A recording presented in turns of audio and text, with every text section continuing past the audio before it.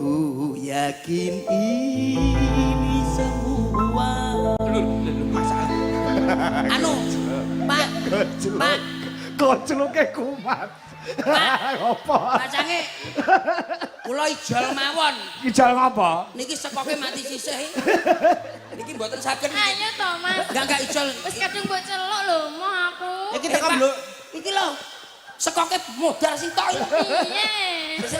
Iki saka Blora apa saka Blambangan iki ketok. Iki ketok anak minat jinggo ketok Pak ya.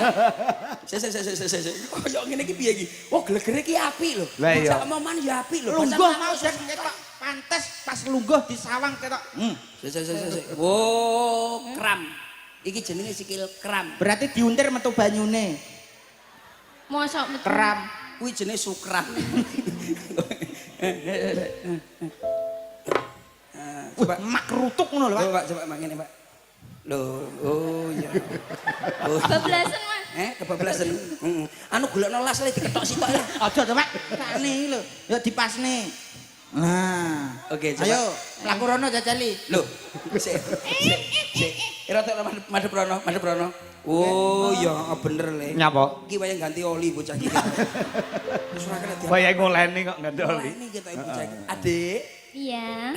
Mohon maaf. Namanya siapa cantik kok? Cantik banget. Maya. Maya. Heeh. Kayak ngene iki apa to? Iki wong apa wedhus to, Bos? Iki Wong. jane sinden wedhus to kaya ngene ucap.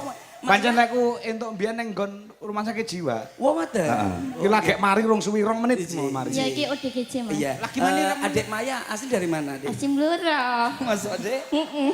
Adik Maya. Iya. Umpamane aku iki nyapa. Pane kaya kelebon orang-orang.